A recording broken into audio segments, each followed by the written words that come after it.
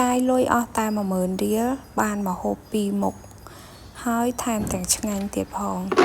តោះមកមើលវីដេអូរបស់ខ្ញុំរហូតដល់ចប់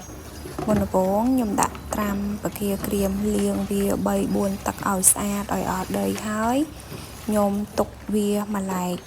បន្ទាប់ពីលាងសម្អាតវាទុកវាមួយឡែកហើយខ្ញុំចាប់ផ្ដើមមកលាងសាច់ជ្រូកអានេះខ្ញុំទិញយកជើងជ្រូកយកវាមកកោសឲ្យស្អាតកោសឲ្យវាអស់ក្អែលព្រោះជ្រូកវាអត់សូវបានមួយទឹកដុសស្បូទេអញ្ចឹងយើងកោសវាស្អាត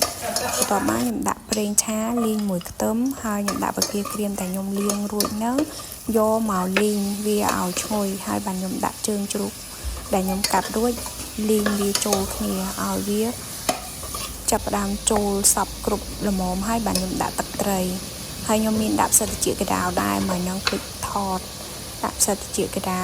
ដាក់ទឹកត្រីហើយបន្ទាប់មកខ្ញុំដាក់ប៊ីចេងចូលមួយញឹកបងចូលចិត្តភ្លាវដាក់ឲ្យច្រើនទៅតែខ្ញុំដាក់តែមួយញឹកទេបន្ទាប់មកគឺខ្ញុំចាក់ទឹកចូលបងប្អូនណាខ្ញុំចាក់ទឹកចូលហើយទុកវាឲ្យពុះឲ្យវាពុះខូចអញ្ចឹងមកចាំយើងដាក់បន្លែចូលណាបងខ្ញុំថតរៀងកាត់តាមពិតពេលដែលវាពុះហ្នឹងគឺពុះសាច់ឆ្អិនល្អហើយបានខ្ញុំដាក់បន្លែចូលណាចាំសាច់ឆ្អិនសិនចាំយើងដាក់បន្លែយើងចូល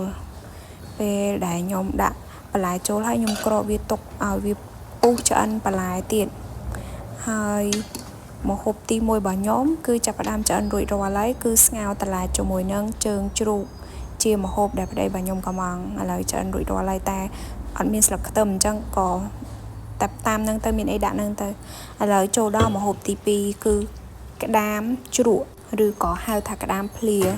ខ្ញុំហែកក្តាមលាងទឹក4-5ទឹកពេលដែលទឹកថ្លាស្អាតល្អហើយបានខ្ញុំយកវាយកមកត្រាំជាមួយនឹងទឹកសូដាចោលបងអាចត្រាំទុករយៈពេល30នាទី20នាទីក៏បានដែរអត់អីទេត្រាំទឹកសូដាទី1ជួយឲ្យកាត់ដីស្អាតល្អទី2ធ្វើឲ្យសាច់ក្តាមស្រួយទី3ធ្វើឲ្យបាត់ឆ្អាបទម្លាប់របស់ខ្ញុំពេលធ្វើគឺខ្ញុំតែងតែត្រាំទឹកសូដាចោលដើម្បីឲ្យក្តាមយើងបាត់ឆ្អាបពេលដែលយើងត្រាំចោលមកសន្ទុះហើយចា20ទៅ30នាទីហើយយើងចាក់វាចេញពីទឹកសូដាហ្នឹងលាងសម្អាតមកទឹក2ទៀតឲ្យវាថ្លាល្អហើយបន្ទាប់មក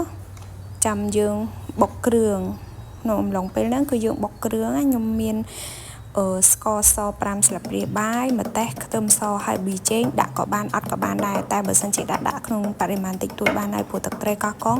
អត់ត្រូវការប៊ីចេងច្រើនទេកាលណាដាក់ប៊ីចេងច្រើនធ្វើឲ្យភ្លាវបន្ទាប់មកយើងស្រូបជាមួយក្តាមហើយទុកវាចោលទៅ